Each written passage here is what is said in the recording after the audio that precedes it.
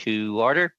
Welcome to meeting number 49 of the House of Commons Standing Committee on Finance. Today's meeting is taking place, as has become the custom, by video conference. The proceedings are being webcast and will be made available via the House of Commons website. This meeting is scheduled to last for 2 hours. A minute notice of the meeting has been published. It was originally planned to be 3. Our witnesses today are from Charity Intelligence Canada, Kate Ban, Managing Director, and Greg Thompson, Director of Research.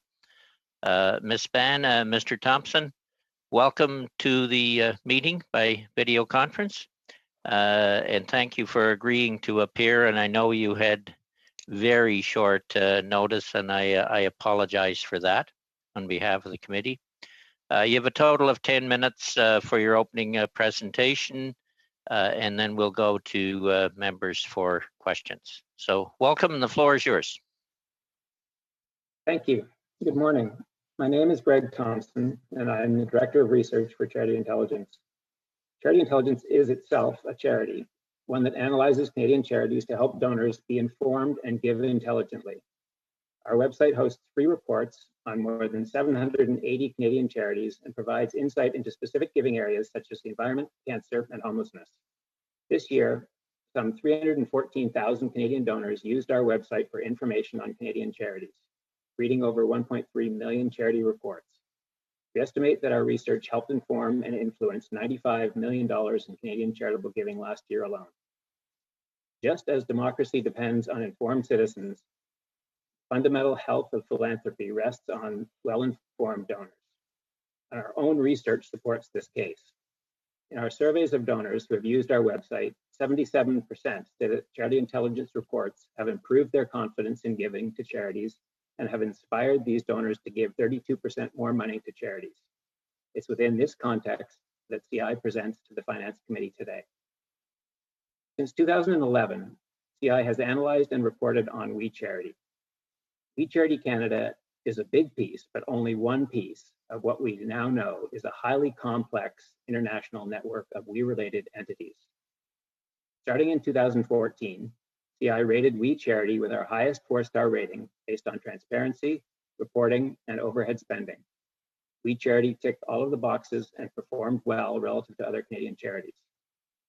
September 2019, CI analyzed We Charity's demonstrated impact, the measurable returns from its programs, and found We Charity's impact to be fair. Fair is below average. This reduced CI's rating on We Charity to 3 stars. Our major limitation as analysts is that we are only as effective as the data is reliable. We are analysts, not auditors. CI's August 2019 report on We Charity flagged the following material information: a breach of financial covenants on its $13.7 million in bank debt that its bank has waived for the 2nd year in a row, and the related party transactions with 8% of donations to We Charity going to Me to We, the private business controlled by Mark and Craig Kielberger, to purchase goods and services. In August 2019, an outside party shared with us public records about We Charity's real estate transactions. These transactions were not disclosed as related party transactions on We Charity's audited financial statements. Given this lack of disclosure, we reviewed We Charity's auditor, which has a solid reputation for tax and business. However, the auditor's website only advertised one charity client, We Charity. In our database, no other charity used this auditor. This contrasts with We Charity hiring the most prestigious law firms and its stated commitment to the highest financial transparency. We question why We Charity has not hired leading international auditors to prepare their financial statements, despite being one of Canada's largest charities with global operations. On learning of the resignation and replacement of We Charity's directors in March of this year, we arranged a 30-minute video call with We Charity's Chief Operating Officer. Subsequently, we learned through the media that one of the newly appointed directors had resigned. We were not assured by We Charity's comments or statement. On July 17, 2020, CI issued its strongest alert, a donor advisory. With more news coming to our notice, and after looking at other WE entities, we released our list of 10 questions. Primarily, was the Cabinet aware that the CSSG was contracted through We Charity Foundation, a new separate foundation with no employees or assets, rather than We Charity? Why are the Kielburgers not directors of any of the We Charities, but take the title co-founders, which allows them to avoid fiduciary responsibility and evade disclosure? Why has neither We Charity Foundation in Canada or Me to We Foundation in the US disclosed in their regulatory filings the non-arm's length relationships of their 3 directors? Why does We need such a complex organizational structure with multiple single-purpose entities to do its work? This is highly unusual for charities, even amongst Canada's largest international aid charities. We Charity is an outlier. Normal metrics for assessing charities do not adequately reflect its suitability for donors. It is not similar to the vast majority of other Canadian charities. We have flagged these issues because the more donors understand about the entirety of the We network, the better informed they will be and the better able to give intelligently. With that, I'll hand the floor to Kate Bain, Managing Director.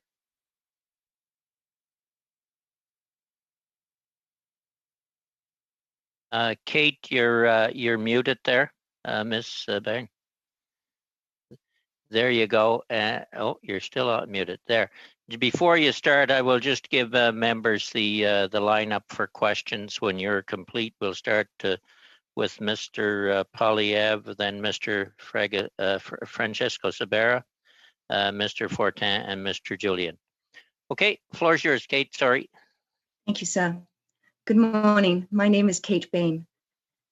As Managing Director of Charity Intelligence, I prepared the 2 most recent updates on We Charity on August 28th, 2019 and July 10th, 2020. Before answering your questions, I would like to speak to some of the issues that have been raised during your proceedings and on social media about Charity Intelligence and the motives behind our reporting. Let me address these in order. Yes, Charity Intelligence is a small charity. Our annual revenues of $435,000 support a team of 3 full-time staff, supported by exceptional university summer students. This April, we hired another charity impact analyst, so our full-time roster increased by 33% to 4. Charity Intelligence's team answers Canadians' questions about giving, and we update our popular website. Despite our small size, we have demonstrated a significant impact on Canada's charitable giving. And yes, Charity Intelligence lost its charitable status for 1 day in September 2012 because I was late in filing the annual return. I am solely to blame for falling behind in this essential paperwork. It was a hard lesson, learnt well. CI has filed before the deadline in the last 8 years. As to the motivation of our work, it is simply to give Canadian donors the best independent and objective advice we are capable of. Charity Intelligence is not partisan. I do not know the political affiliations of our staff. These matters simply do not come up in our research and analysis of charities. I find partisanship toxic. As you may notice from my accent, like many new Canadians, I come from away to Canada. I am deeply indebted to this amazing country. To some, partisanship may be a sport or a game. Yet as a child, I saw the troubles. I learned of the Orange Men's March, and I heard the bombs. I want no part of that ever again. All of which brings me to the Canada Summer Service Grant. This is a sorry mess. There is one simple solution to help charities at this time of critical need I would like to bring to your attention for consideration. One leg of the 3-pronged CSSG initiative was to help Canadian charities through student volunteers. For many charities, volunteers can be essential in program delivery. But with the COVID shutdown, frontline charities need money. Our biggest concern is about individual giving. Imagine Canada estimates individual giving will drop by between $4.2 billion and 6.2 billion this year. For context, last year, giving was approximately 17 billion. One quick way to address this gap is for our government to increase the disbursement quota of charity foundations and endowments. The disbursement quota is a little known charity regulation. It sets the minimum amount foundations must distribute of their assets to charities each year. Canada's disbursement quota is 3.5%, the lowest disbursement quota in the world. In the US, foundations are required to pay out 5% each year, with people calling for it to be raised to 10% for the COVID response. Over the last 15 years, Canadian foundations have averaged investment returns well above 8%. Today, the investments to private foundations, community foundations, public foundations, and endowments exceed $100 billion. This quota can be changed to 5% by the stroke of our finance minister's pen. It can be just temporary, just enough to help charities through this pandemic. The change between the current 3.5% and 5% may seem small, a 1.5% difference. Mathematically, it's a 43% increase, which would result in an additional $700 million more dollars flowing from foundations to charities this year. The money foundations hold is already tax receipted. This change wouldn't cost the government any additional revenue, but would meaningfully support thousands of frontline charities. More information on this initiative is available at give5.ca. Thank you. Thank you very much to you. Oops, I better put my own translation on here so it works. There.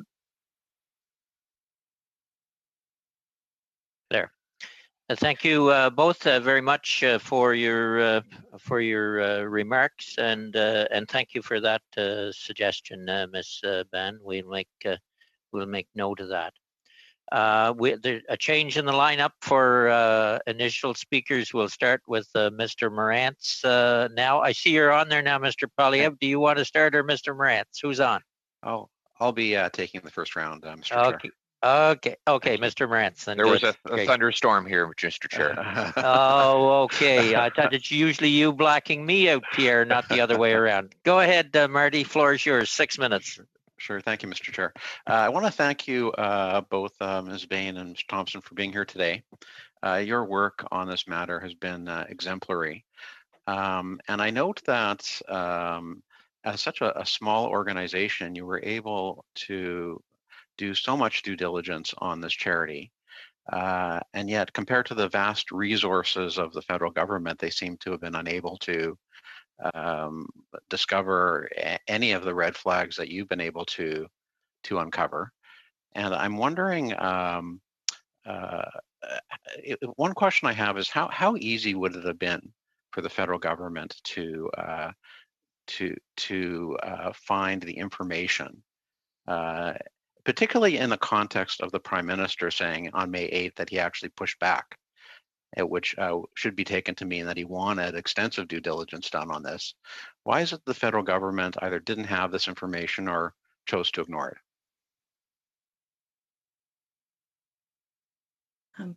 Greg, I think We Charity is very sophisticated, and I believe in its regulatory filings, and I've asked others who have greater expertise that if you go through its regulatory filings, it ticks all the boxes. And Charity Intelligence, in our analysis, we use different data. We use audited financial statements, which we find for our purposes to have greater details. So we look also at the government filings, the T3010As, but in the audited financial statements, there's much more disclosure about the balance sheet, the loans, the bank covenants. So I don't know. I think regulators now in Canada, the UK, and the US, I hope, are really going through the filings of all these multiple we entities. But what I'm actually wondering about is in terms of the government's, the public service doing due diligence on this, would it have been as easy for them to acquire the information that you acquired if they had chosen to? But I'm not sure which charity they were doing the due diligence on. Was it We Charity or was it We Charity Foundation? Because if you look for We Charity Foundation, it doesn't have a website, it doesn't have financial statements, it doesn't even have a T3010A. So if the government was doing the due diligence on the Shell Foundation, there would be no information. On So We Charity, yes, there was information on its website. That's what I'm wondering, is that they would have been able to uncover most of the information, if not all of the information that you, as a small organization, were able to, with limited resources, were able to uncover. Is that accurate? And I think it also helps if you have familiarity with financial statements. Yeah. Well, I'm sure they have people who are. With the 4-star rating, I was going through your website, and there are literally dozens of charitable organizations across Canada that have your 4-star rating. I noted just a couple, the David Suzuki Foundation and Doctors Without Borders. What is it about We that caused you to give it only a 3-star rating? So we Charity had a 4-star rating until we analyzed what is called its demonstrated impact. And demonstrated impact takes a look at the charity programs and looks for data showing that the charity has actually made a difference in the lives of folks that it's working with. When we looked at We Charity, as we looked at the data that it provided, we could only come up with a rating of fair, which is below average on We Charity's demonstrated impact, which then reduces its star rating from 4 to 3. So it would have been a simple matter for those in government doing due diligence on We Charity to be specific about that one, to simply go on your website and for a $20 subscription find out that they had a 3-star rating. Would that be accurate? We would love for every government agent to go onto our website and take a look at any charity that they're interested in looking at. Certainly, it would be very easy. Yeah. It seems awfully concerning that all of these red flags were ignored. You had uncovered about the board resigning, the bank covenants that you mentioned, the lack of fiduciary responsibility around the Kielburger brothers not being on the board. It just seems to stretch credulity that the federal government, during their due diligence, wouldn't have been also available of this, given their vast resources. One of the things I wanted to ask you is, during the Kielburgers' testimony, they attempted to discredit your organization, talking about, the charitable license and talking about the small nature of your organization with only 2, I think they talked about 2 individuals working for the organization. Why do you think that they would have gone after your organization to discredit you under these circumstances? Can I just correct one thing about the board of directors? That was not public information. And that only came out on Twitter that the board had resigned in June. So we were not aware of that material information. It was not posted on We Charity's website. I understand that we get under the skin of many charities, and we have frequent conversations with other charities on this issue. We have been a go-to for the media to share and talk about due diligence and our interpretation of bank covenants, which is different from We Charity's position. And but in terms of when you saw them do that, the attempt to discredit your organization, did you impugn any motive to them in doing that? Why did you think they did that? Is it you don't? Greg? We would not want to impugn any motive on why they would do that. Yeah. We've seen them do that before, but. Did they ever contact your organization directly? Oh yeah, we've been in contact with We Charity. Regularly with management, at least once a year. multiple times during the year on the impact side, back and forth, getting information. And with We Charity, when the government grant was announced, we were outreaching, trying to get the audited financial statements, multiple emails. They were provided by the CFO on July the 8th. And we analyzed them. We had questions, got in contact, said, whenever you have a moment, I know it's extremely busy, a couple of clarifications, understanding, management discussion and analysis. We had discussions with the chief operating officer. We set up 2 video calls that went on for 30 minutes, sharing our concerns, sharing our recommendations on how to shore up donor support. And that's our normal process with charities. Okay, Marty, we're well over, but if you're on a line of questions, I'll let you complete. No, I guess I would just finish by saying what given the vast resources of the federal government, it seems to, as I said, stretch credulity that they wouldn't have been able to find this information. And I just want to, my one last question is. And before you ask that, I'll have to tell both witnesses, the interpreters are having a little difficulty hearing you, so speak into the mic and speak a little louder if you could. Neither of you have headsets, so just for their benefit. Marty, last question. Yeah. And just to clarify this, how easy would, just to put it in simple terms, how easy would it have been for those within the public service doing their due diligence to uncover the same information that you've been able to discover? The 2019 audited financial statements were posted on We Charity's website, and we believe that due diligence starts with the audited financial statements. So it would be clicking, receiving those documents, and reading through. Very good. Thank you. Okay. Thank you all. Turning to Mr. Sabara, and he'll be followed by Mr. Fortin. Around 6 minutes. We get lots of time today, so Mr. Sabara. Thank you, Mr. Chair, and great to see everyone today. First comment I'd like to make is we have undertaken this study and on the motion that was passed, and the motion that was passed. The intent of that motion was to examine the programs that have been put in place to assist Canadians, and we should remind ourselves during this most extraordinary and unique time in Canada and the world's history with a pandemic afoot, and to look at programs that have benefited Canadians. I'd say the Canada Emergency Response Benefit, which over 8 million Canadians have utilized, the Canada Emergency Business Account, which nearly 1 million businesses have utilized, the Canadian Emergency Wage Subsidy, which is helping almost 3 million employees, Canadian workers, maintain attachment and helping their employers build a bridge to a full recovery, the rent assistance program. And I think that was the intent of the motion and the report that will be delivered by, I believe it's March of next year. And I think when we're spending time on analyzing an organization, I don't think that was the intent of the motion that was put in place, Finance Minister. I want to put that on record because I think it's important that we understand why we're here, but we are here.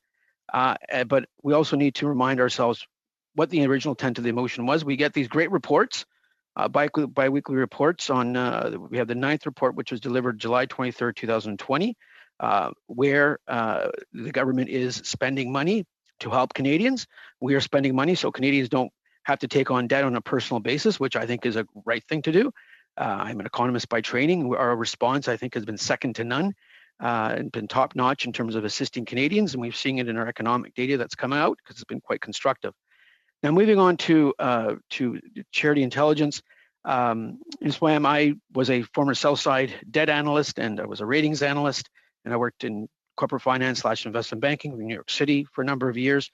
You were a sell-side equity analyst, I believe. I appreciate the work you're doing at Charity Intelligence. It's important, but there's a double-edged sword, because when you make a wrong call, you can actually hurt a charity significantly, because I don't know who's doing the due diligence on Charity Intelligence in your call. And you have had to apologize in the past when you've made that wrong call, when the damage is, I would say, done. Also, you indicated about partisanship and not wanting you look at partisanship in a certain manner. I look at partisanship as debate, about a debate about ideas. And I do want to add on record that I believe one of your co-workers, one of your members of the team, is a long-time donor to the Conservative Party of Canada. So I do want to put that on record. There are substantial sums of donations that have been made over the years, so that should go on record. And there's nothing wrong with that. We Canadians have a right to donate to their political parties of choosing, but we should get that on record because your work is very important. But one thing that's very concerned me is the letter by MP McLean, and I wanted to get your opinion. Do you think it's appropriate for political parties and governments to use CRA to audit charities for political purposes? Because we do know that letter would be, and that mandate to have the minister do that would be in violation of what's called Section 241 of the Income Tax Act. Do you think it's right for MPs to say, we need to audit them? We know under the Conservative government, Prime Minister Harper, criticized the Supreme Court of Canada. We know they muzzled scientists. We're going to have to stay on point here, Mr. Sabara. Absolutely. So I'd like to go back to Ms. Bohem. Do you think it's appropriate for government, for political parties to mandate audits of charities? Mr. Sabara, please call me Kate. Kate, thank you. I'd love to answer that question. Can I just ask, when did we make a call wrong? I believe the True North Foundation, I believe it's called. I was doing my due diligence. Our research report stands. There were 28 charges of errors on our part. We went through extensive legal on that. The error was in my very rude comment on a radio show, calling them a swear word. And I apologized for that, and I paid for that mistake. So, but there was absolutely nothing in our research or our analysis or our star rating of the True North Youth Foundation in Winnipeg. No, I hope politicians don't use the CRA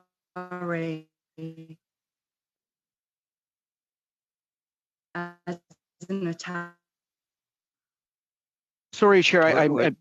We're losing you, Kate, for some reason. Just step back for a minute. And where we started to lose you was when you said, "I hope the CRA." So if you can go back to that point, we lost you at that point. You come through kind of bubbly.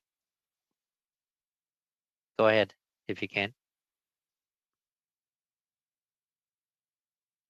Sorry, my instant EV laptop. No, I hope that the CRA is not used as an attack dog.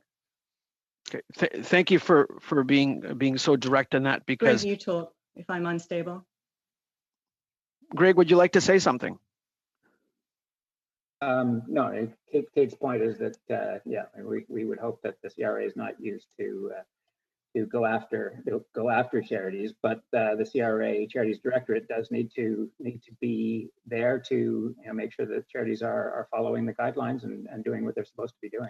Yes, because it concerned me considerably to see a letter written by a member of Parliament that would violate a section of the Income Tax Act, and it harkens back to very dark days under the prior Conservative government, where the CRA, and it was I don't want to say directed, but where we saw court cases. I think it went up to the Supreme Court, if my memory serves me correct, where charities were, I'm going to use the word, under attack by a prior government. And we also seen this the other day on Twitter by Mr. Polyev, where he criticized the actions of the Bank of Canada, directly or indirectly, and the Bank of Canada is an independent agency.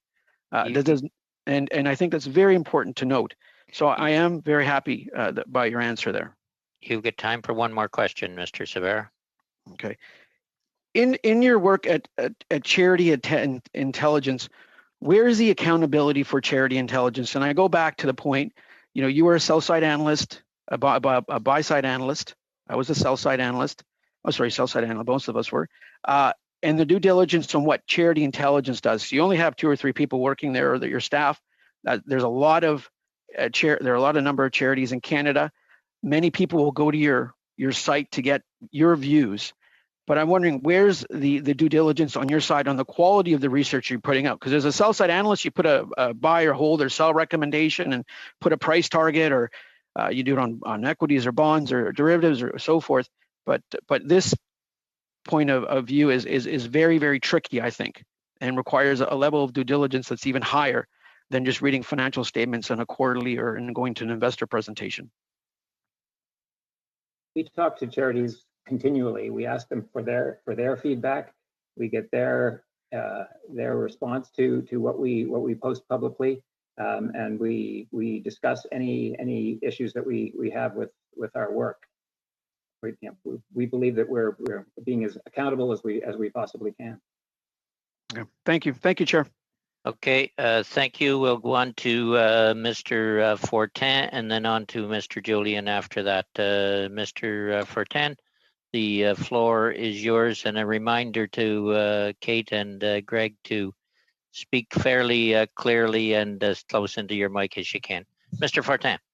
Merci, Monsieur le Président. Thank you, Mr. Chair. Good morning to our witnesses. I'm happy to see you here today. I think it's Ms. Bain who mentioned that there needs to be adequate due diligence, and this should have started with We Charity's financial statements. What information could we have found on that website that would have been important to us in this case? Maybe there's a thing, but I believe, Monsieur Fortin, your question was about what information did we see in the audited financial statements? Je sais quelles informations se retrouvent sur un rapport. I know what information was on the financial statement, but my question is, what is the information that I would have found, or what information could we have found through an audit? What would have been relevant for us in this case? Kate, just Found it. I'm not sure whether you're on the English. If you look down at the bottom of your Zoom screen, it'll say participants, and there's a little circle there. Make sure you're on the English stream, and then the French translation will come through properly. Go ahead. So first off, I would say that the due diligence should have started with We Charity Foundation.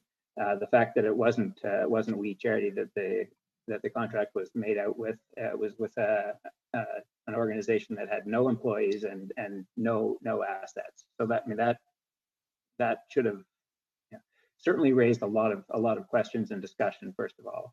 But looking at We Charity specifically, the donor advisory that we had about the bank covenant was very clear in the audited financial statements, and taking a look at their debt levels, how they were structuring themselves. So anybody with financial statement knowledge would be able to go through and see what we saw. Okay.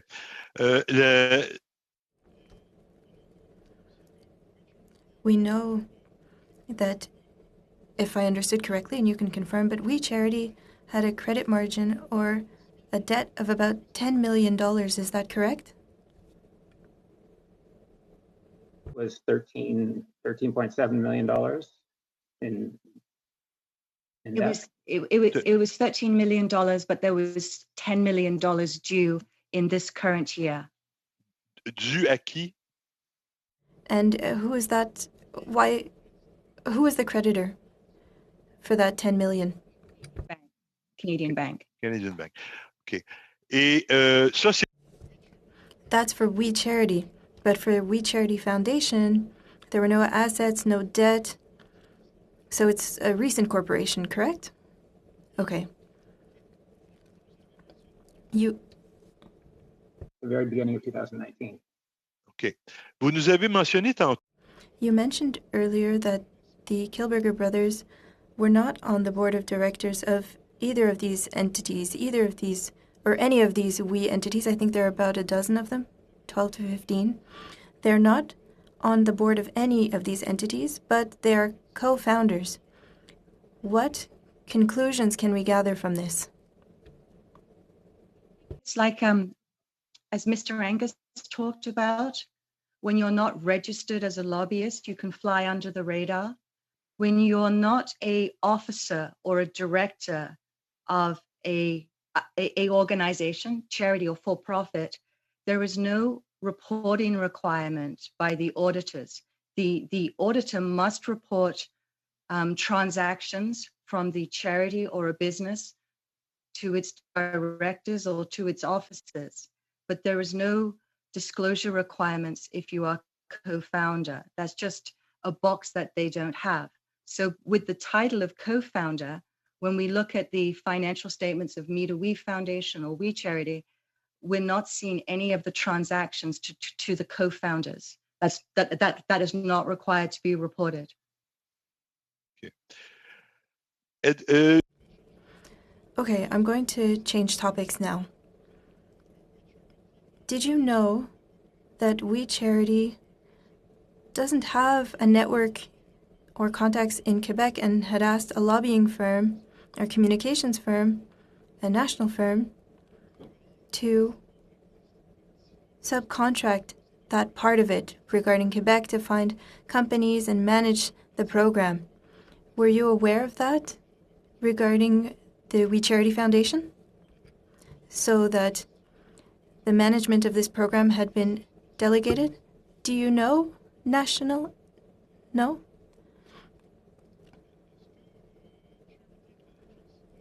For Charity Intelligence, does it have operations in Quebec?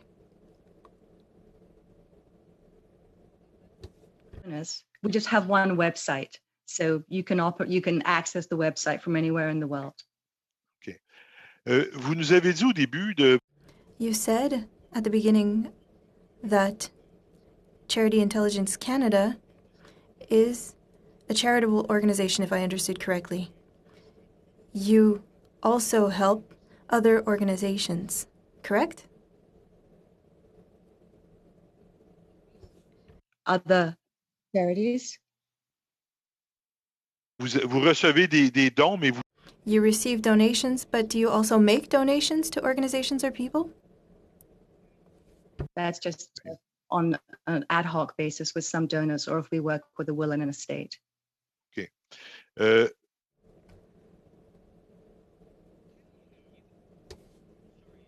You got. We'll give you a little more time than normal because of the little lag in translation. Go ahead. Merci.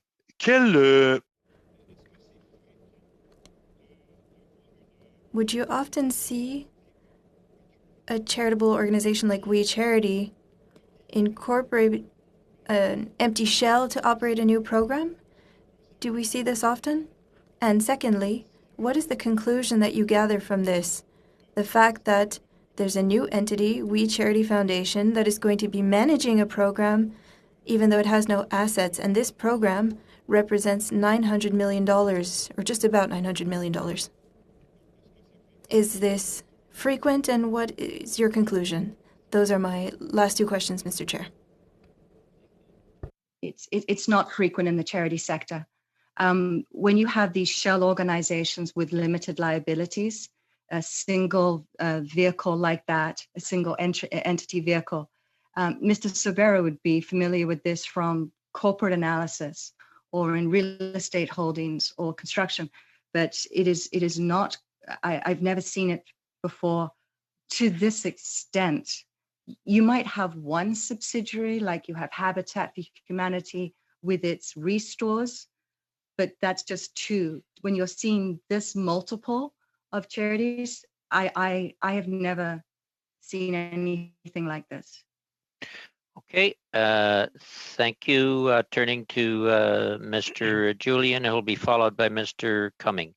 Around 6 minutes. Peter, floor is yours.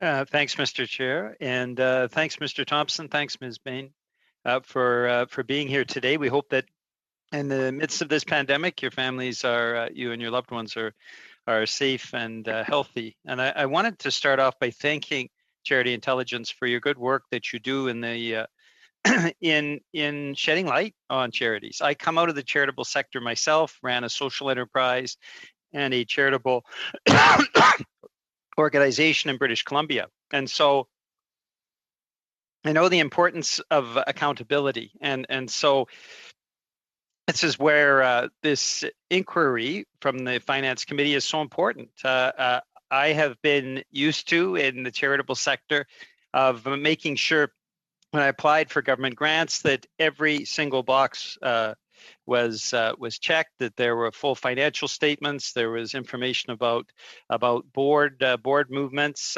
Often in the charitable sector, about a quarter of the charity's work is just making sure that the due diligence is performed and provided to funders, including the federal government. And so this is why it is so inconceivable to the Finance Committee, and why the Finance Committee is continuing this important study, that first off, that we seem to have an inside track and could file a submission to a program the same day it was announced. And secondly, that it sailed through with absolutely no due diligence has been identified in terms of all of the myriad problems, things that should have been a red flag, and things that for any other charity in the country would have meant that there was absolutely no possibility of them being considered for funding. So it just continues to surprise me the extent to which this was pushed through, and our work as Finance Committee is to find out how and why that happened, and we haven't been getting answers so far. I wanted to start off by asking a very simple question. Many people have described the atmosphere inside WE as a climate of fear. We did question the Kilburgers on whether or not they had hired private detectives to intimidate journalists, and they evaded evaded answering that question. Are you aware of any legal pressure or private detectives, anything like that, between you and we? Have at any point in your honest reporting of what's going on in we, have you felt that there was some kind of pressure coming back? We've not felt specific pressure. We have received a letter from we based on comments that we've made publicly, but we did not take that to be legal pressure. Okay, thank you. My second question is about your grading, most recent grading of we. In terms of the demonstrated impact, you rate them as fair. Just reading the actual report itself, there seems to be 5 levels of grading by Charity Intelligence when it comes to judging the impact of charitable organizations. High, good, average, fair, and low. Is it then appropriate to say that fair is actually the second lowest grade that you can give to a charity when it comes to impact? That's correct.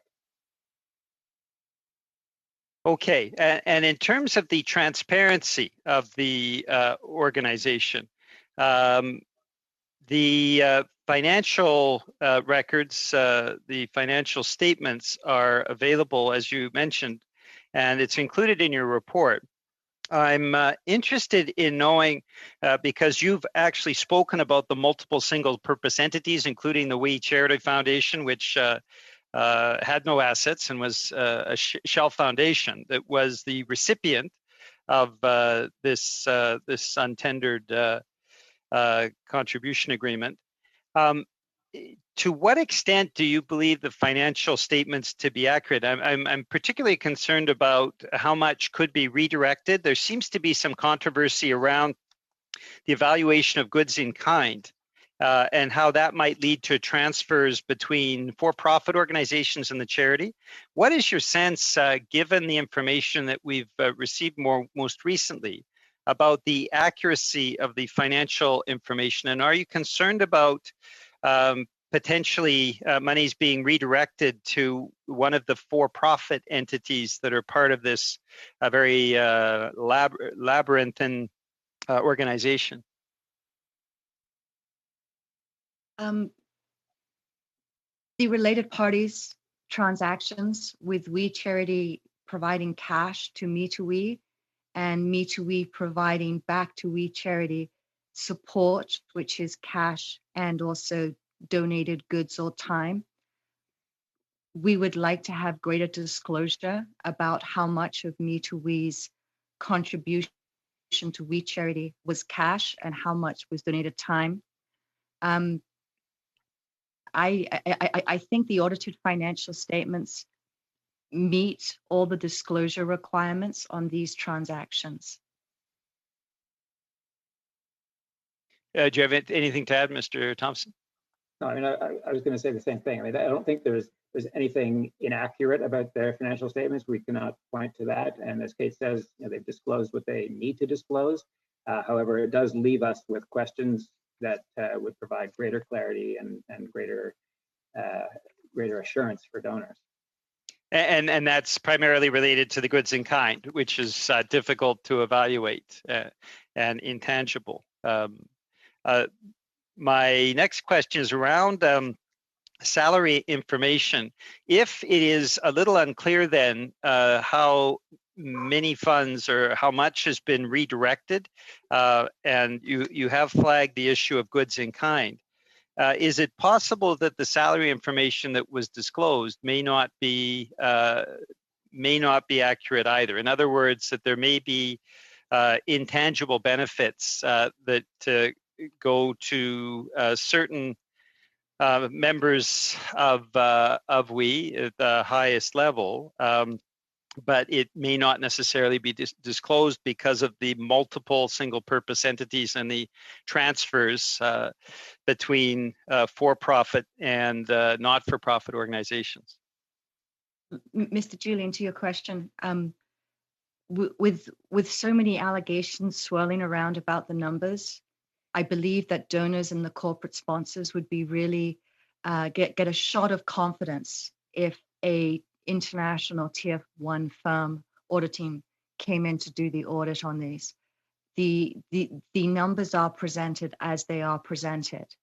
The concerns we saw that we learned only recently were about the US we entities and large volumes, I believe it was 15.8 million US, flowing through a similar shell structure, Me to We Foundation, with non-arm's length directors.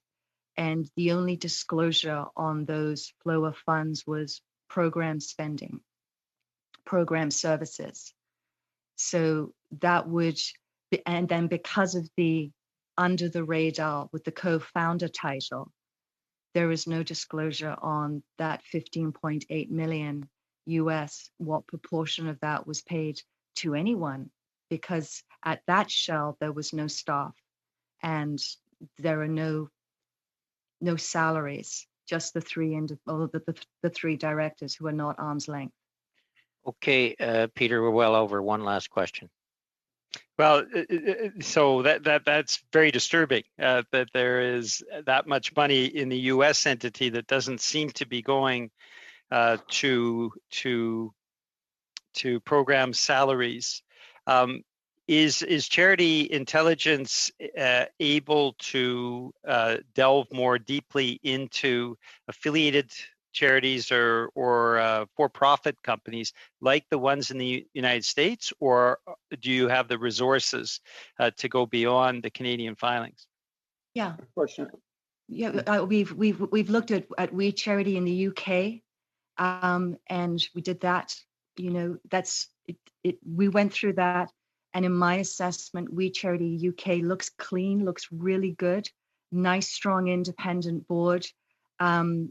A lot of domestic programs, and I couldn't see any of the concerns about the board turnover, the independence of the directors, the interrelated parties at We Charity UK. In the US, we just last night, more entities were raised on Twitter that we look forward to going into. Okay, we will end that round there, and we'll start with Mr. Cumming, followed by Mr. Fragiskatos. I do want to point out, though, I let that round of questioning go, but we are, I think we are straight. We're really looking into the government spending We Charity and Canada Student Service Grant. There is certainly many questions related to the charity We. I understand that. But our purpose here is to try and find out how this Canada Student Service Grant got awarded and all the criteria surrounding that. We have been getting some answers from government and many other officials, and I would hope we don't stray too far into the charity itself rather than the business that I think the Finance Committee is supposed to be studying. Understand there's some problems there. Point of order, Mr. Chair. Yes, Mr. Polyev. I would only point out that the two issues that you listed are not separate. The awarding of this contribution, this $500 million contribution to the We Charity was by itself suspect to begin with, but now that we learn about the strange labyrinth of We Charity organizations and the peculiar way in which money circulates between the multitude of entities, it does draw a line back to how the government chose this organization and whether or not appropriate due diligence about the recipient group, the program delivery body, was done. Chair, point of order. These are not separate issues. There's a point of order on the floor, Mr. Sabera, but it isn't a point of order. But I'll allow Mr. Polyev to finish. Well, it is a point of order, and I'll tell you why. Because you were just telling us about the confines of our study, which this committee adopted, and I'm simply pointing out that the questioning that we're forwarding to the witnesses today, the expert witnesses, is entirely within the mandate of this study. Now, I know that Mr. Sabera is desperate to keep these questions unanswered, and I suspect he'll jump in again to try and cover up and slow the study. Now we're straying from your point of order, Mr. Polyev. Just point out that all of the questions that have been asked today are within the confines of the study, as is the valuable information that Charity Intelligence is sharing. Thank you. I allowed that round of questionings, but all I'm saying is let's not stray too far and away from the government connection to this charity. That's all I'm saying. Mr. Sabera, you had a point of order. Mr. Chair, I wanted to express my doubt that Mr. Polyev's comments were actually a point of order. They sounded much like debate and his own personal views. And as for his comment about questions, there are a lot of questions that have been asked, and let's continue to ask good questions.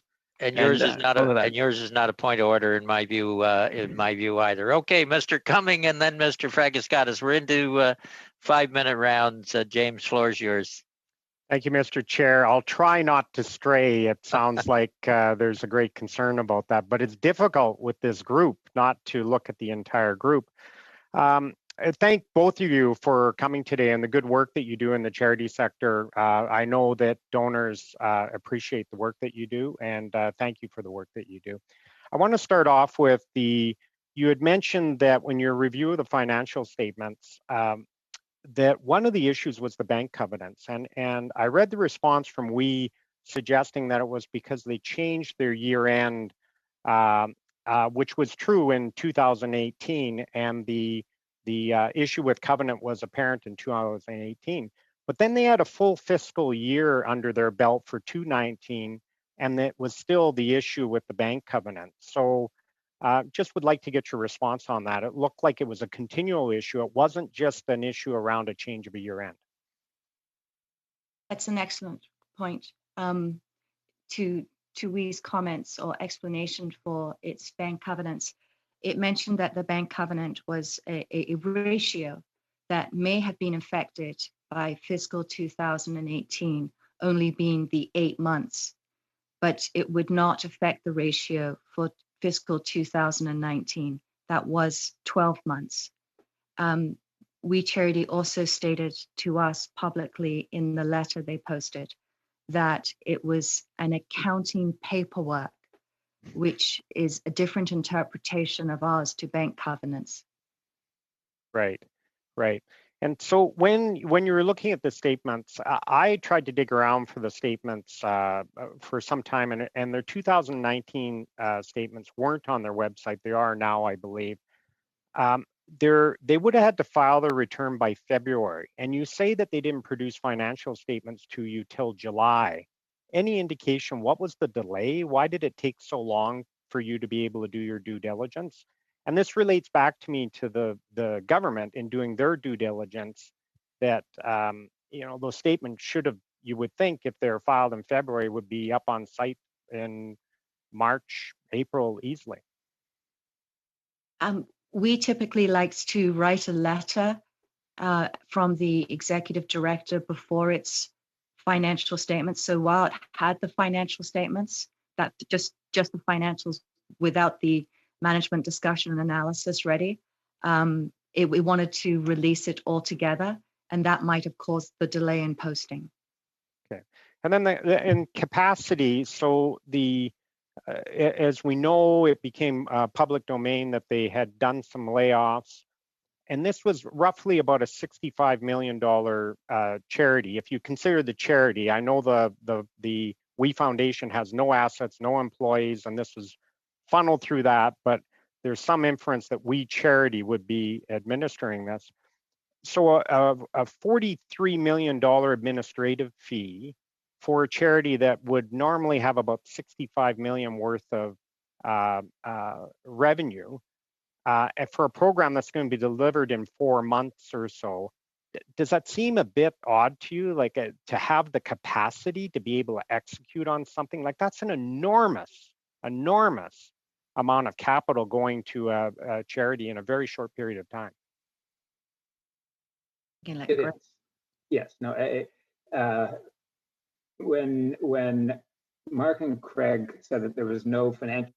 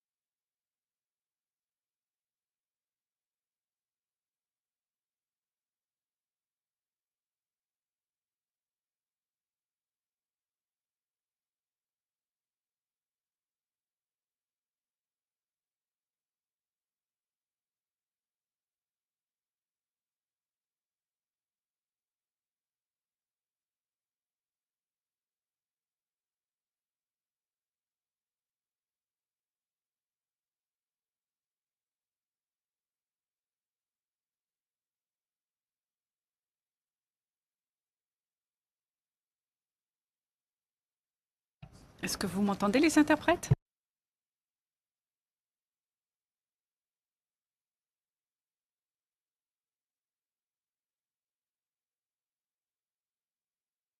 Je suis au canal français.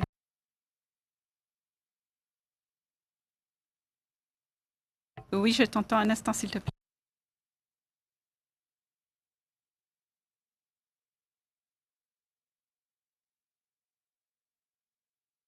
Ok, vas-y.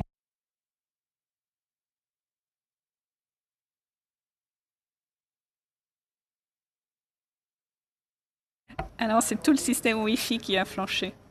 Et je vous assure que j'y suis pour rien.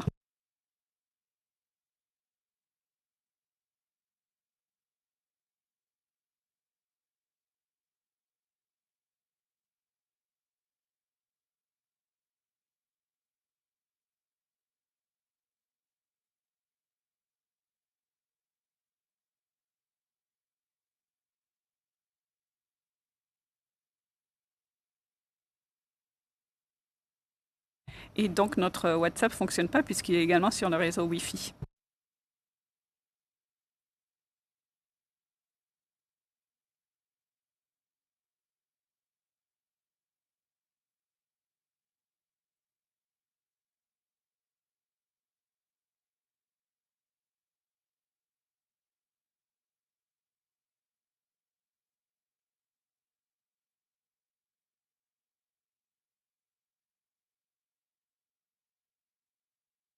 Le technicien vient nous dire qu'on peut rétablir notre chat en utilisant l'option Cellular Data sur notre téléphone.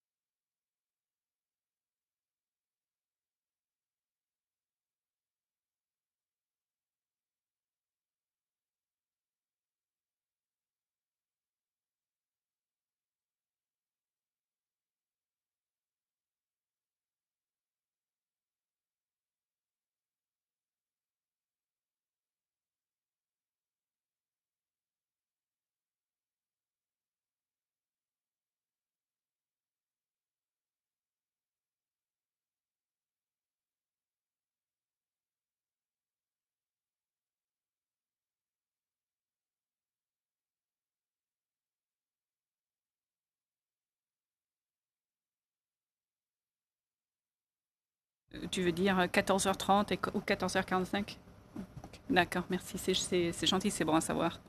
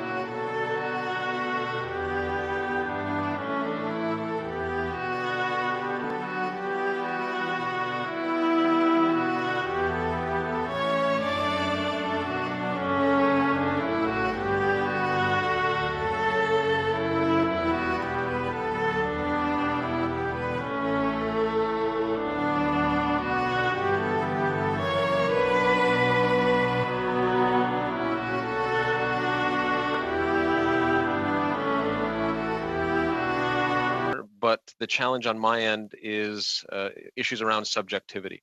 So I pointed to a study done by MoneySense, which is a well-known Canadian website that comments on financial matters, but they did put out a list of the top 100 charities in their view for 2019 based on their own assessment criteria. We is on that list. We is on that list and gets an overall ranking of A-. For fundraising efficiency, they had a grade of A+. Charity efficiency, they had a grade of A+. On social results and transparency, they had a grade of B+, all that combining to an overall rating of A-. My point is not to delve into whether Charity Intelligence got it right or MoneySense got it right. And there's many other lists out there based on various criteria. And that's the point. All of this is very subjective. It's hard for any outside observer, certainly as a member of parliament, but I would think within government too, to kind of look at these criteria in a very objective way and come up with a determination about where a charity ranks in terms of quality. I know that in your own assessment as an organization, certainly as far as demonstrated impact goes, the organization received a grade of fair, but when it comes to sense to the cause, in other words, measuring overhead costs compared to programming, I see we did very well. My job is not to defend we here, they'll do that themselves. But I do have concerns about subjectivity. For example, on demonstrated impact, I wanted to ask more about that. How do you, I know you have a definition on your website, but how do you measure that as well? And I mean, you have a limited staff by your own admission. At the outset of the meeting, I think you said you have 3 or 4 staff. It's a small organization. I'm sure you're obviously very passionate about your work, but how are you able to, when it comes to vetting charity after charity after charity, there's so many that you do on an annual basis. How are you able to understand in this case, the demonstrated impact that we has? It's a bit perplexing to me. We use as objective measures as possible. We want to remove as much subjectivity from our analysis as possible. And I mean, we have shared data. We've discussed metrics with MoneySense and with MoneyWise, with other folks who have put together top 100 lists. And so we know their lists intimately. And you've hit the nail on the head with the reason that we was on their list and not on our list, and that is the demonstrated impact assessment that we've done that they did not include in their assessment. But how are you, Mr. Thompson, how are you able to measure WE's demonstrated impact? That implies that your efforts are solely focused on we as an organization, but they're not focused on we only. We've heard already today, Doctors Without Borders is an organization you've assessed. World Vision is on your website, Amnesty International, many charities. How are you able to come up with a judgment with such a limited staff and limited resources? We value every program that every charity that we assess does. We take a look at all of the demonstrated results that a charity has. Take a look at every change that the charity claims to have made, value that, and determine for every dollar that is donated to a charity, what is the dollar value of impact that is produced for the clients and for society.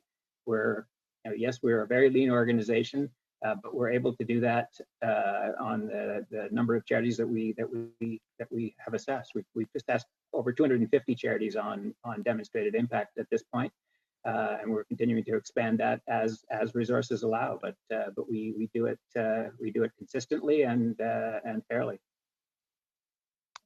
Thanks very much, Mr. Chair. As a final point, I think I've gone over time, but just as a final point, I have nothing against you or the organization. So take this comment as just one of observation. It's hard for me to understand how an organization of 4 people can judge 250 organizations on a range of criteria, delve in and offer an enormous set of judgments and for us to look at that as MPs is a challenge. I'll just put that on the record, but thank you very much.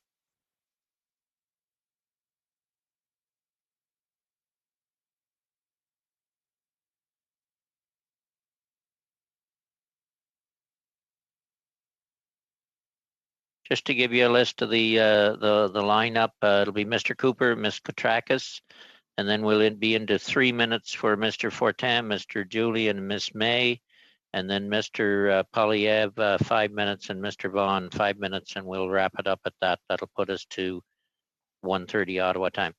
Mr. Cooper, floor is yours, 5 minutes. Thank you, Mr. Chair, and thank you, Ms. Bain and Mr. Brown. And I guess picking up on where Mr. Fragoskatos left off, I find it rather remarkable that your organization of only 4 people with an annual revenue of short of $450,000 could identify all of the obvious red flags that seemingly avoided the Prime Minister and the Cabinet, even after the Prime Minister supposedly pushed back. But I'll leave it at that.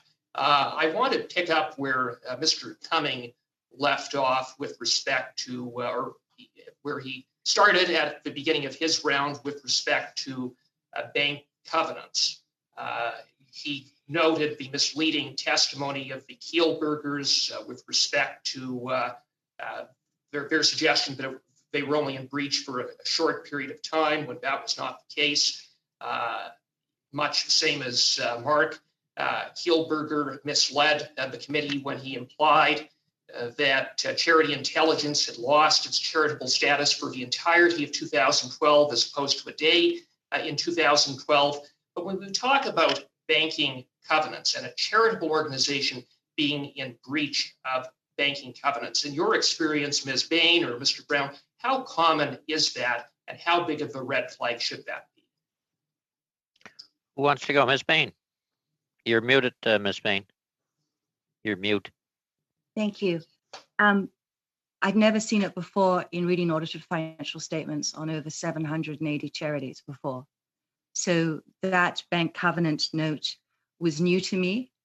I did additional outside research into that, and I disclosed it on the report in August 2019. If I could just take the opportunity, when I worked at Burns Fry Research way back in the day when I was young, there was a team of 38 people in the research department, and our research controlled influence 25% of the daily volume on the Toronto Stock Exchange. If you are a credit analyst for a Moody's or a Fitch, Standards & Poor's, a credit analyst assesses the credit on 100 organizations. So this type of small team doing research coverage is very common in other sectors. Yes, thank you for that. And what would explain the breach of these banking covenants? Obviously, this was an organization with a lot of debt and few assets.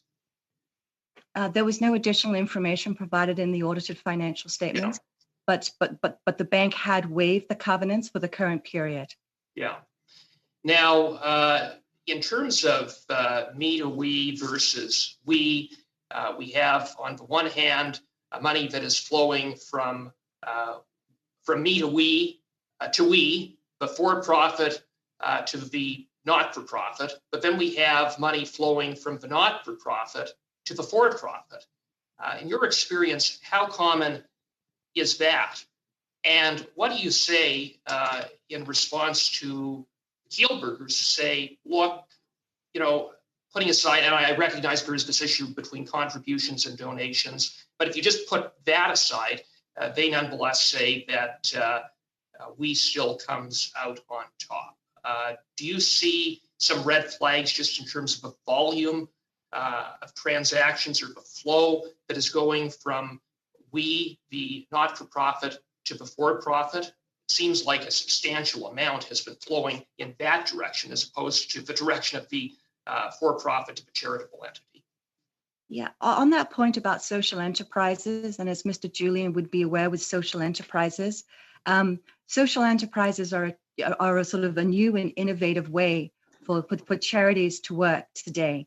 But the WE situation is different, not so much because of its relationship with the social enterprise, but because the social enterprise is private and the social enterprise is owned by a different entity. Typically, the social enterprise is owned by the same charity. It's an operating subsidiary rather than being a separate entity.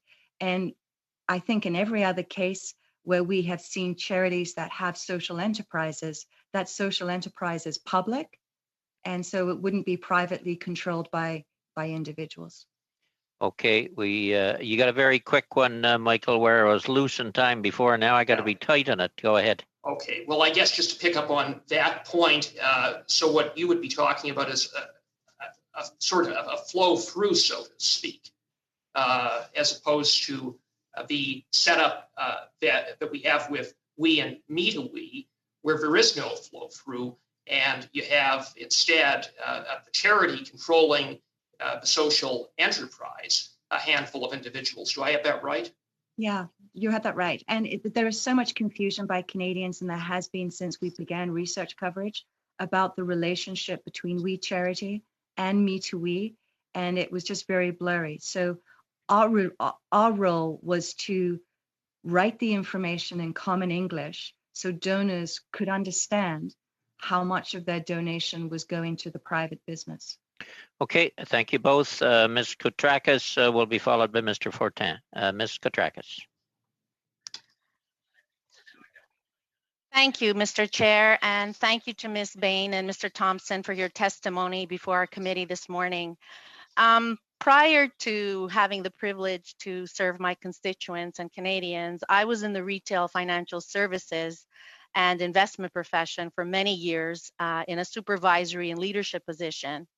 And if one of my investment advisors told me that he or she bought their client a country's or company's bonds that were paying out a good return and fit within the client's investment strategy, one of the key indicators that I would ask the advisor to confirm would be what the Standard & Poor's and Moody's ratings on that bond was. Much like how I would look at the ratings of a bond, I would imagine the federal government and its civil servants would and may have turned to Charity Intelligence to look at the ratings of charities that is considering to administer its programs. Looking at your rating system for We Charity and based on your own metrics available at the time that We Charity was being considered, and not the updated info you put out 3 weeks ago on July 10th, and the fact that the public service recommended them for a specific task, was it not reasonable to conclude that We Charity was in good standing based on your own ratings at the time? That's an excellent point, and that's a point that our research team will be going through. Was there anything else we could have reported? Yes, we had the ratings, and they looked at, we said, those objective measures like overhead costs and balance sheet items, and those showed a 3-star rating. That report was done in August 2019. But we also wrote in the report, so we always hope that donors don't just look at the star rating and move on, but take that 3 minutes to read the report, to get a better understanding of a charity's programs, its results, its impact, and the financial review, and also the charity's comments. I would really hope if someone was making an investment of this size, that the government would have felt confident to ask questions and pick up the phone and seek clarification on anything that they were unclear about. Thank you for that. I want to also talk about the demonstrated impact metric, and hopefully, ask you if you could please provide the committee with more depth on your process methodology. I think that we need to have more clarity on how that is measured. Yes, so with our demonstrated impact assessment, what we do is, I mentioned before, we go through every program that the charity offers and look at the results that they have reported. We then clarify with the charity if there are additional results that they have not publicly reported, so that we can get as deep an understanding of what the programs do. When it comes to We Charity in particular, when we looked at their international programs, and the level of reporting is weak when it comes to understanding what impact they've had. They talk about, over the last 20 years, since we've been in business, we've built 1,500 schools. We have helped 1 million people get access to water. They're all very vague statements that are, provide very little demonstrated impact over what happened in the last year. When we look at their domestic programs, they've supplied 10.8 million pounds of food collected. They had $8.3 million in funds raised. So there's some more specific data from last year. And so, if it was just based on their international programs, they would have been in the low category, because the demonstrated impact, the demonstrated data was of very poor quality. It was their domestic programs where they had, somewhat better quality data, more specific, actually actionable, understandable metrics that we could actually value. Do I have time for one more question? Yes, you do. Quick one. Thank you. So have you done an analysis of We Charity compared to other organizations considered to administer the Canada Student Service Grant? And how do these organizations compare and contrast based on your analysis? So we can compare We Charity generally to the organizations across the board, and on all metrics they rate relatively highly, except for the demonstrated impact metric, which they are significantly under average on. I can't speak specifically to any of the direct alternatives to We for this contract, but relative to the charities that we've assessed, as I said, roughly 250 charities in terms of demonstrated impact, and We Charity is below average. Okay, Mr. Fortin, for 3 minutes, Riel. You're muted. Oui, merci. Thank you, Mr. Chair. Madam Bain and Mr. Thompson,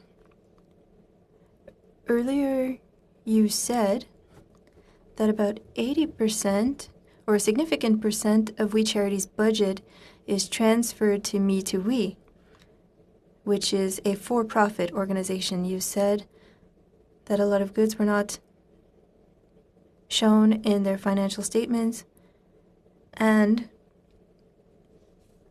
they only have as client the We organization, no other clients.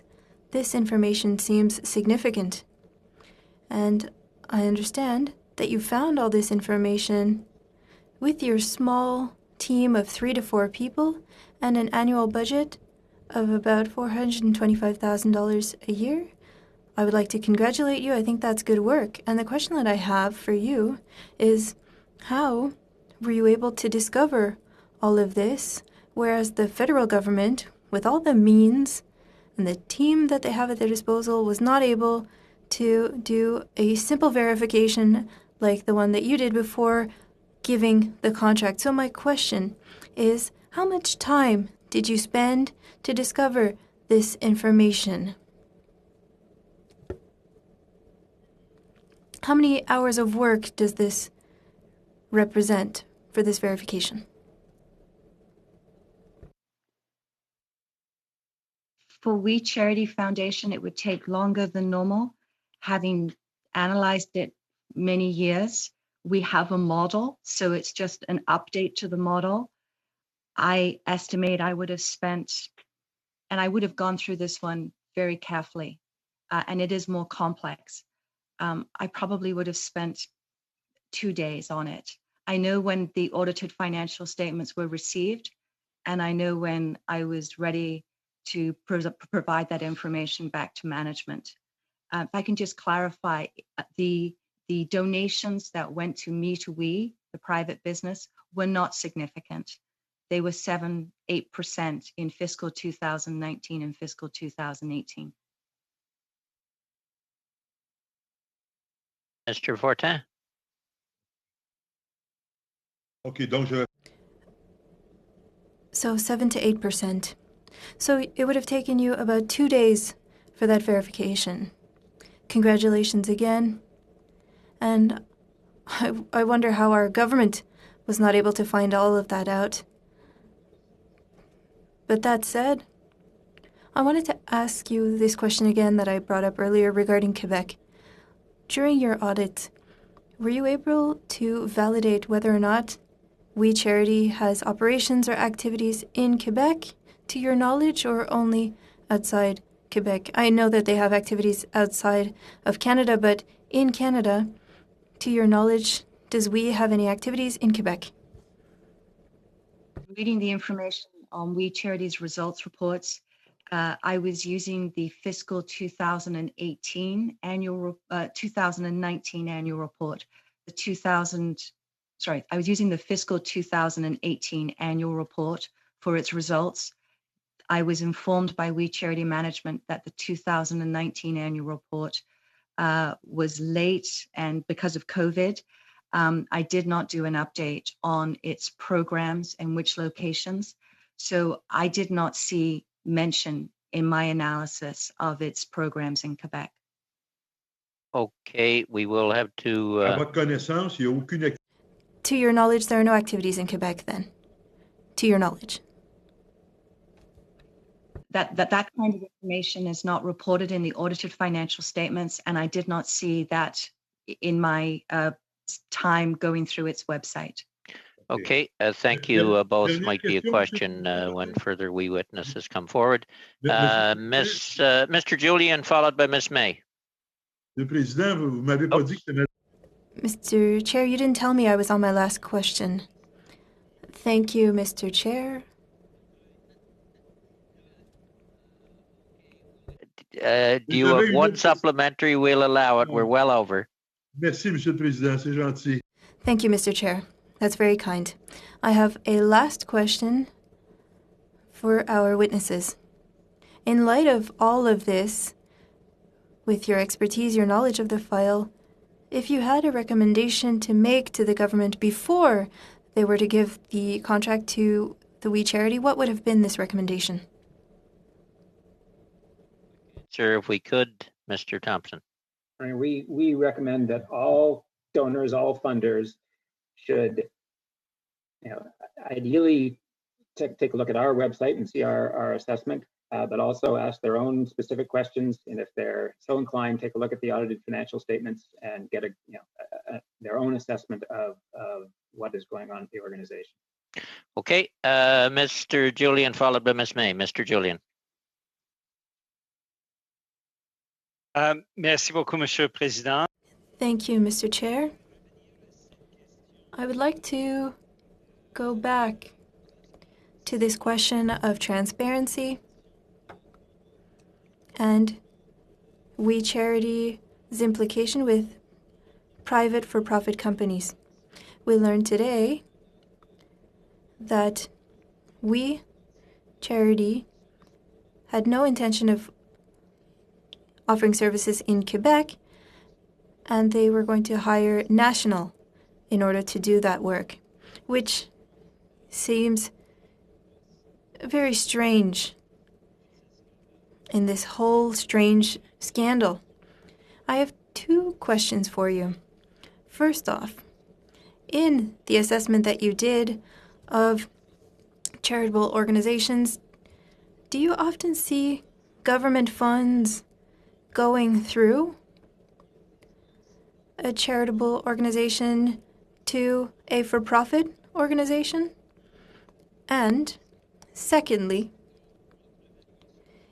in your assessment of the contract that you mentioned earlier, where there was a possibility of funds being sent to other companies associated with We Charity, the firm National that has been identified as a company that would have been able to profit from this government money. I can just say this is part of the entire issue that we're dealing with over these last 5 weeks. I have not read today's news about this, and there is so much new information coming out that we have not processed yet. And so you know more about the Quebec situation and national than I do. We have learned more about speaker fees than we were told by we management. We are learning more information all the time. Government funds for for-profit entities inside a charity. Have not seen that before, sir. Last question, Mr. Julian. Merci. Thank you. The Prime Minister last week said that there had been an in-depth assessment of We Charity.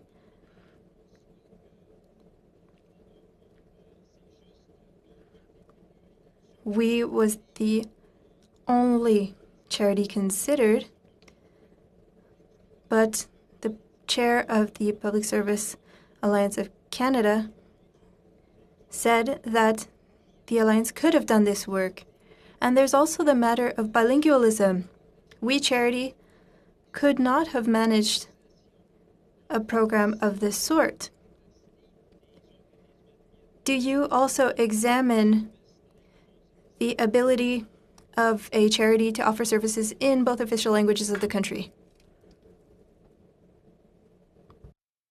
No, but if I can add, one of the concerns I saw in assessing Me to We Foundation in the US 3 weeks ago was that it was engaged with corporate sponsors, and the advertising of the corporate sponsors, buy this box of garbage bags and the money will go to We Charity.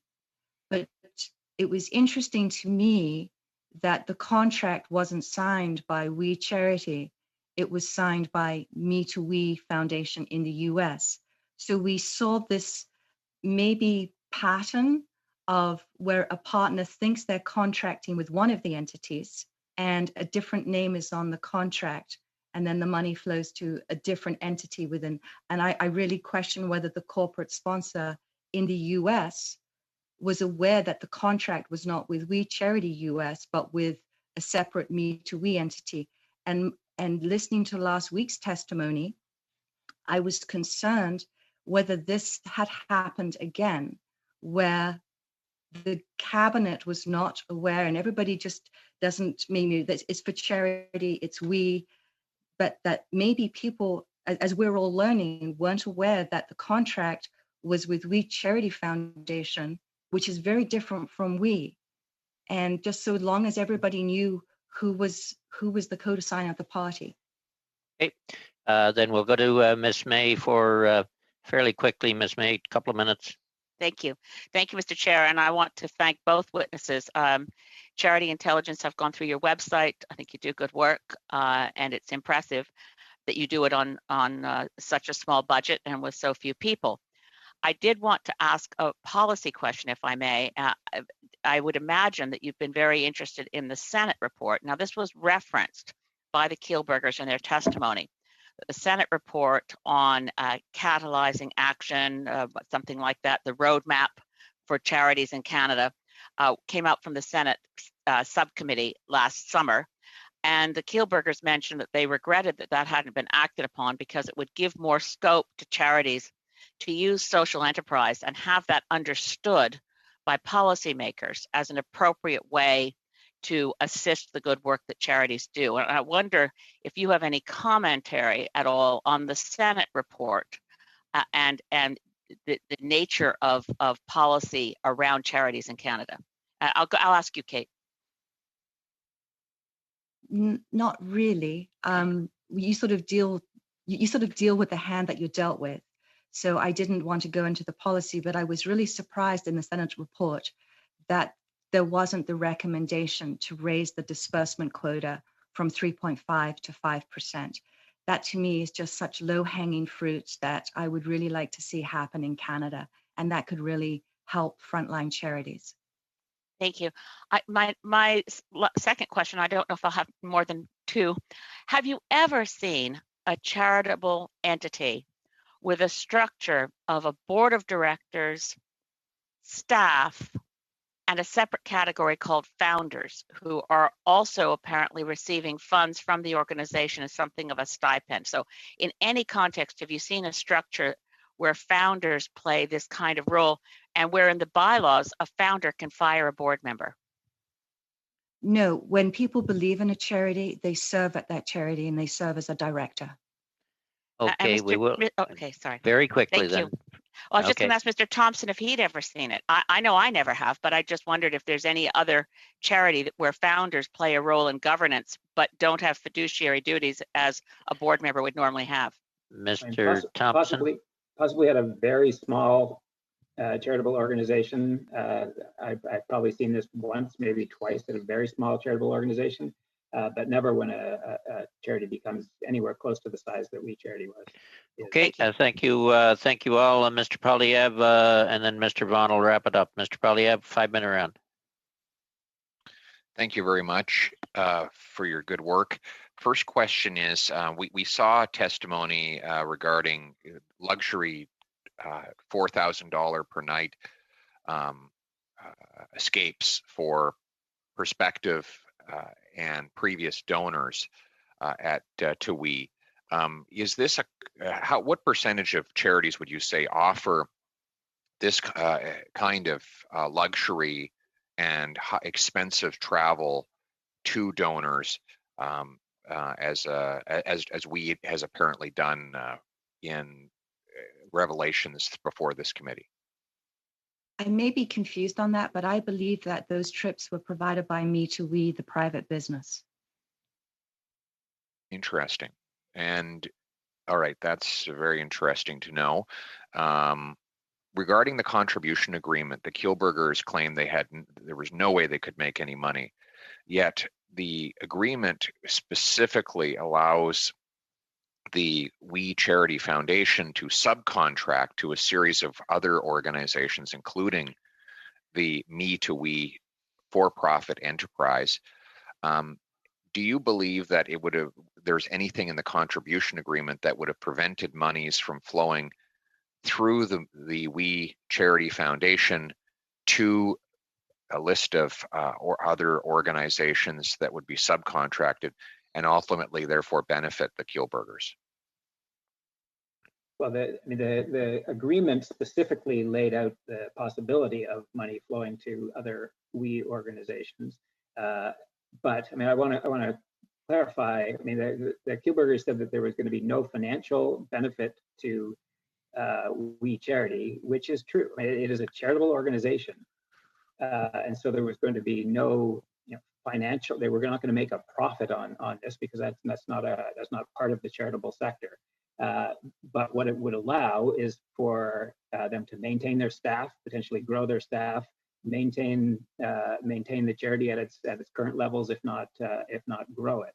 So there was certainly a social benefit to having this contract, but clearly there was there's no such thing as a financial profit for a charity. Well, of course, and I think the word profit is being used as a red herring here. Of course, you don't have to make a profit to make money. In fact, we all know people who have businesses that don't have any profit, but they personally do well, either by subcontracting to themselves, covering their expenses, or paying themselves salary, all of which is deducted from a would-be profit. And all of that would have been allowed by this contribution agreement. So the use of the word profit is a complete red herring. It tells us nothing about the ability of the Kielburgers or their related organizations to benefit from the contribution agreement. How many staff hours would the Charity Intelligence Group have spent to produce its, let's say, it's the research it has published on We Charity in the last year? Sorry, can you repeat the question? How many hours would the Charity Intelligence Group have spent on research that produced the publications you've done on We Charity in the last year? So just to do the update on July 6th or whatever the date was, July 2020, it would have been about 2 days, so maybe 16 hours. But since then, and with all the media, and before then, it has been pretty much a lot. Right. A lot of the last week, a lot of the last month. Sorry, to clarify, I just mean prior to, let's say prior to June of this year, what would you, how many hours would Charity Intelligence have spent researching information that you published on WE in this calendar year? On the research report, it wouldn't be much, maybe a day or two. Greg, the big work was on the impact analyst side. How many hours do you think the analyst spent? Yeah, I mean, probably another additional 2 days on the impact assessment. So, and that, what was the publication date on that? That was back in, I believe, September of 2019. Okay. Last question, Pierre. Go ahead. Well, it's just extraordinary that in 3 or 4 days of work, with 3 or 4 employees total, you were able to produce all of this information when the Prime Minister's own department, the Privy Council office, was not, which has that literally has 1,000 employees, was not able to produce the same information in a 2-week period during which the Prime Minister himself, the head of government, had supposedly asked for due diligence and scrutiny to occur. Due diligence and scrutiny being words he used in his own testimony. Question finale. On apprend aujourd'hui. Last question. Today we learn that we had asked for nationals' help, the national corporation, for their help to implement the program. This shows that we was not able to do things itself. According to your research on WE's activities, have you ever seen other examples where we would have managed a program with 40,000 volunteers and grants or subsidies or salaries to thank these same volunteers? Did we ever manage a program of such a scope that was proposed here in the contribution agreement between we and the Government of Canada? Ms. Behan? I hadn't seen. No, I mean, I'm just giving you context. The Fort McMurray fires, Canadian Red Cross deployed about 2,800 volunteers for that. So that would have been people in their network. The size of 40,000 volunteers, and maybe that's a better question for Volunteer Canada, because they would have better context of that number. Okay, Mr. Chair, if I could just clarify, I just want to see if was there any evidence in your research of this organization that it had in the past deployed 40,000 youth volunteers and coordinated them and compensated them with honoraria? A quick answer, Ms. Spain. And we were looking at the WE days. We were looking at the WE school program. So not a service volunteer program like this. Okay. Mr. Bond, last round, 5 minutes. Thank you very much. Just a quick question on members of the opposition have said that you provide valuable information, you do good work, some would call it excellent work, it's impressive analysis that you provide. I've got a question for you. What do Habitat for Humanity, Oxfam, the YWCA, the YMCA, and the Canadian Hearing Society all have in common? They are all organizations. It would be similar to what does a Loblaws... You rated them though, did you? What does a Loblaws or a Royal Bank... No, I asked a question. What do they have in common based on your ratings? We'll give Ms. Bain time to answer. They Go are ahead. organizations out fundraising for Canadians who are trying to make a decision about which charity can they donate to, and that's it. So at the end of the day, a donor has $100. Fair enough. That's a fair answer. But are you aware they also have scored lower than We Canada on virtually every one of your charts? And therefore, based on what the opposition is saying, Habitat for Humanity, YWCA, both in Vancouver and Toronto, Oxfam, the Canadian Hearing Society, all are more of a risk to donate to than We Charities, based on the research that the opposition has declared as valuable, excellent, and impressive. I would say that with We Charity, our ratings measure objective metrics which don't capture accurately our concerns about its government, about its governance, and also there were unique characteristics with the flow of donations to for-profit private businesses. Okay, let me ask you another question then. Mr. Vaughn, just let Ms. Bain complete her answer. Yes, that's fine, sir. Okay. The Poppy Fund from the Royal Legion, you give them 0 and raised extraordinary concerns about transparency, extraordinary concerns about impact. Would you suggest the Canadian government and Canadians, and based on the opposition appraisal of your fine work, that the Canadian government cease any relationship whatsoever with the Poppy Fund based on your analysis, which has been described by members of the opposition as valuable, good work, excellent, impressive? Would you suggest that that's a fair way to proceed with the Poppy Fund based on your very harsh review? That's an interesting example, sir, because the Poppy Fund Legion in Calgary, which has that rating, has no, it's the Canadian one. It's not the Calgary one. The Calgary one's a separate. I'll get to that later. Ms. Bain, go ahead. There are, if you go to the CRA, there are over 280 legions and Poppy funds, but the largest in Canada is the one in Calgary. And since our research report that we have covered it for years, it has actually been folded back into the Legion Command. So it no longer exists. And it was because of the concerns about its financial transparency. You have a charity that is receiving how much in donations, that refuses to provide its audited. I just looked at your website. They're still ranked at 0, and I don't share your appraisal of it.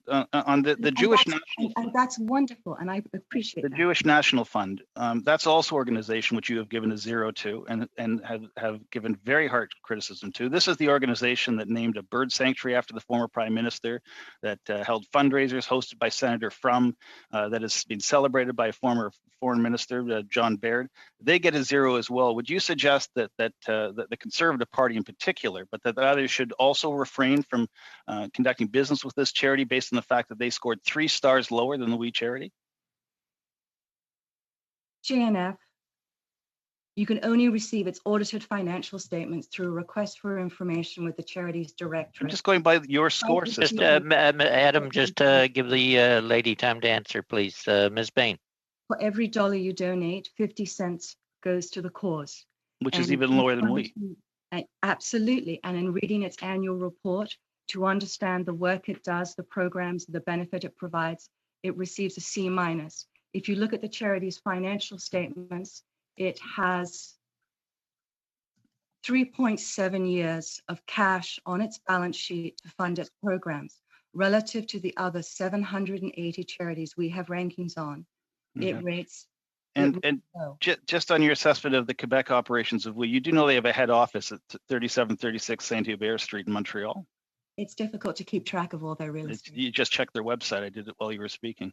The second point I would have is this: out of the top 100 charities, this will be the last question. Out of the top 100 charities, out of the top 100 charities you have in Canada, can you explain why only 5 are in Quebec, only 2 serve Francophone populations, and while the other 3 are international facing, and except for one local community organization?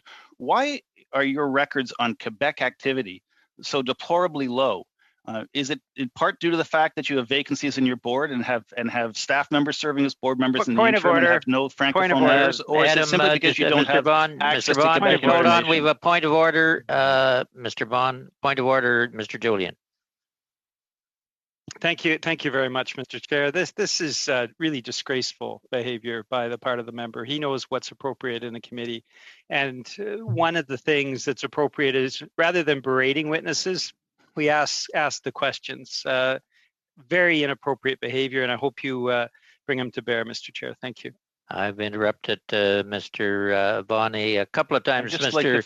finish my Julian, but question. I've seen this kind of questioning from all sides during this hearing process, I might admit. Mr. Vaughn, last question. Just the last question on your inability to assess charitable I'll give you work in time to Quebec. answer that, Ms. Bain, but we'll get the last question first. On Go your ahead. inability to assess fairly charitable activity in Quebec, the fact that you only have 5 out of the top 100 in Canada, only 5 are in Quebec, and only 2 are francophone serving. Would you share my assessment of your work as being incomplete in Quebec, and in fact you have no capacity to assess Quebec charities because you actually don't assess Quebec charities? Okay, Ms. Bain and Ms. Thompson. Ms. Bain, Mr. Thompson, rather. Sorry, Ms. Bain. Quebec is a very important part of Canada, and we have research reports on 80 of Quebec's largest charities. We work with donors in Quebec and private foundations in Quebec. And none of them make the grade. Mr. Vaughn, could you allow Ms. Bain to answer, please? There are definite cultural differences we are seeing where we look at Australian and British charities. Their annual reports have much more detailed information about a charity's operations compared to Canada. We also look across Canada and we see in Alberta much higher transparency. In Quebec, one of the largest issues we have is that many Quebec charities do not post on their website audited financial statements, despite receiving upwards of $5 to $10 million in donations. Our rating values highly financial transparency. 98% of Canadian donors expect charities to be financially transparent, and we will continue to work with Quebec charities to improve their financial transparency. Okay, that's it. I'll ask Mr. Thompson if he has any final words. No, I mean, I think there's been questions about our assessments, and we love to learn. At Charity Intelligence, we love to learn. We love to hear what others have to say about our analysis. And so, thank you very much for the feedback. We will take that back and discuss internally.